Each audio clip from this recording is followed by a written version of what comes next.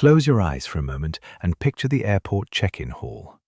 The tick of trolley wheels on tile, a toddler's small shoe squeaking as it slides under a stroller, and the fluorescent gate screens glowing with flight numbers while a parent fumbles for passports and a boarding pass. The air smells faintly of coffee and disinfectant. An agent's voice calls a gate number over a distant loudspeaker. You are holding a wriggling child, a stroller folded into one arm and two documents in the other, and you're asking yourself, do I have everything? Will they let us board? If that's you, breathe. I've flown with small kids more times than I can count, and I'll walk you through exactly what to check at home and at the airport, what papers you really need, how car seats and strollers are handled, and the affordable ways to reduce the chance of a missed flight or an unexpected fee. If your flight happens to be canceled or delayed, Compensair will help you get compensation for the inconvenience and get your money back without wasting time on red tape. Get a refund for your canceled flight right. Start at home. Confirm the ID and travel documents for every person who will cross an international border. For domestic travel in many countries, including the US, infants on an adult's lap often do not need an ID. But airlines sometimes ask for proof of age, a copy of a birth certificate, passport, or pediatrician note. If you're going abroad, every child needs a passport. Some countries require visas and a notarized consent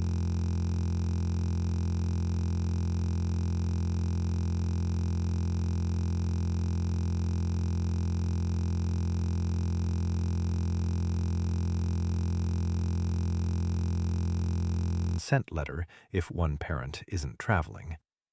Take clear photos or scans of passports, visas, birth certificates, and any custody or consent documents and save them in a cloud folder plus a local phone folder.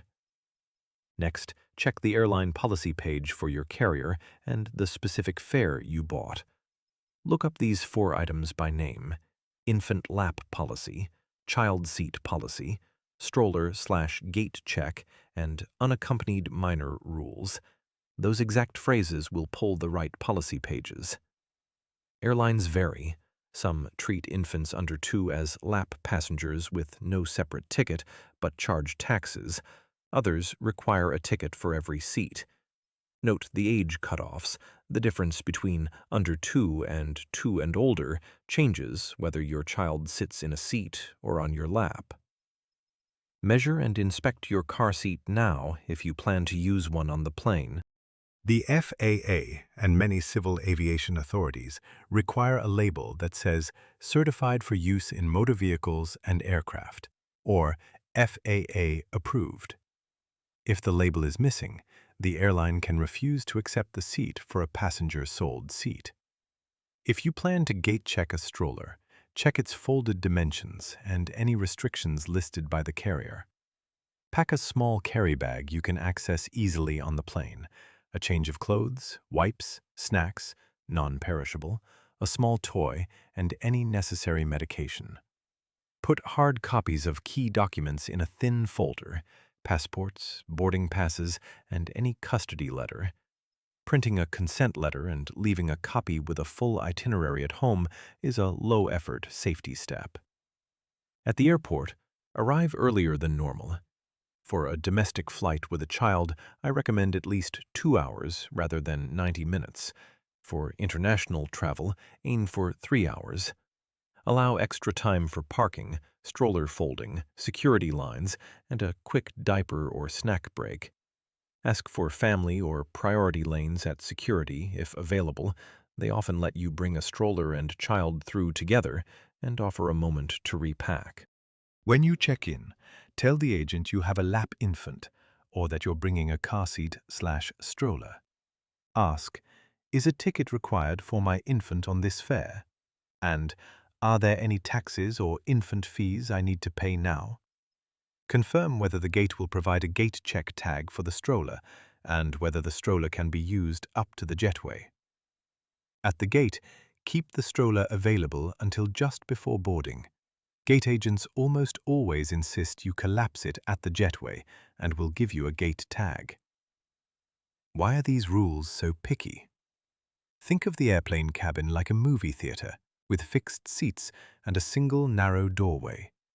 Rules about seats, car seats, and lap infants exist because the cabin is designed around a specific number of seats and emergency procedures that assume those seats are used in certain ways.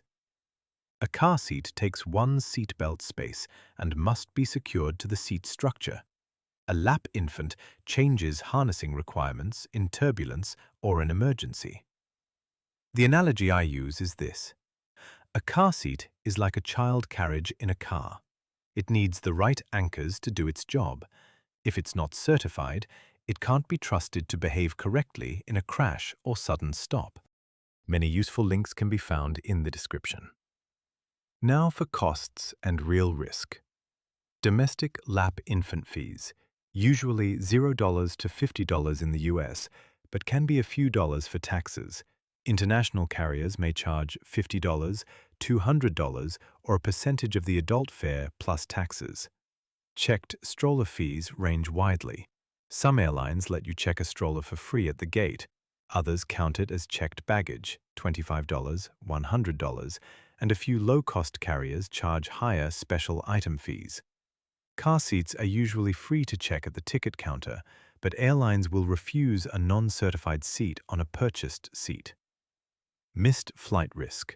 If you arrive late without documentation, you can be denied boarding or delayed by 30, 90 minutes while staff verify age or consent, and worst case, you miss the flight entirely or are forced to buy a last-minute seat at a higher fare. The very worst outcomes include being separated from your party, being required to leave the airport, or in international travel, being turned back at immigration. Cheapest, safest approach. If your budget allows, buy a seat for every child over the age of 1 and use an FAA-approved car seat. It's the safest and often the least stressful option. If buying a seat isn't feasible, use the lap infant option, but carry proof of age and the airline's policy page on your phone and in print. For strollers, gate check the travel system stroller and keep a lightweight carrier or sling for moving through the airport quickly. Pre-book a bassinet seat if you have an infant under the airline's weight limit. Those seats disappear fast, so reserve them early.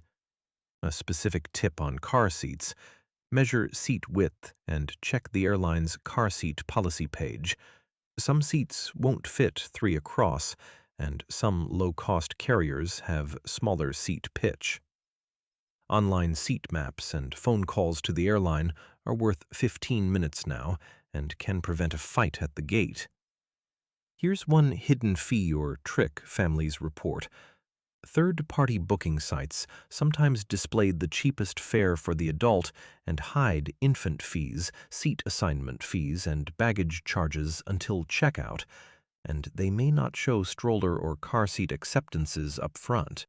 Another misleading upsell is the free family boarding or priority boarding that comes packaged with an expensive add-on. Agents will sometimes offer to pre-board you if you buy a priority boarding product that includes seat assignments or refundable fares. You can refuse it politely. Say, "No thanks, I only want standard boarding. Please tag my stroller." If an extra fee is being added at check-in, ask the agent to explain the charge and which policy justifies it. Request to speak to a supervisor if the fee looks incorrect. Practical refusal language. "I'm not purchasing the extra. Please proceed with standard check-in and gate check the stroller." If a website tries to pre-tick extras, uncheck them and proceed, or book directly on the airline site where the infant and car seat rules are clearer. On the plane, for comfort and safety, pick an aisle seat if you want quick access to the aisle for soothing walks, but a window seat can be safer for a sleeping child if a car seat is used. Buckle a child into an approved car seat when required. Use flight attendants as a resource. They have seen this 100 times and can help with a spare blanket, a cup of warm water for a bottle, or advice on the best time to board. Final checklist before you leave the house. Passports for everyone, if international. Birth certificate copy for lap infants. Printed airline policy pages for infant and car seat. Camera photo of the inside of your stroller and car seat in case of damage. A small diaper bag with essentials. And a permission/consent letter if one parent isn't traveling. If anything is unclear, call your airline with the flight number and ask the specific policy question. Get the agent's name and reference number if possible. If this helped you, hit the like button now and consider subscribing. I post practical travel tips for families regularly. Please subscribe and like.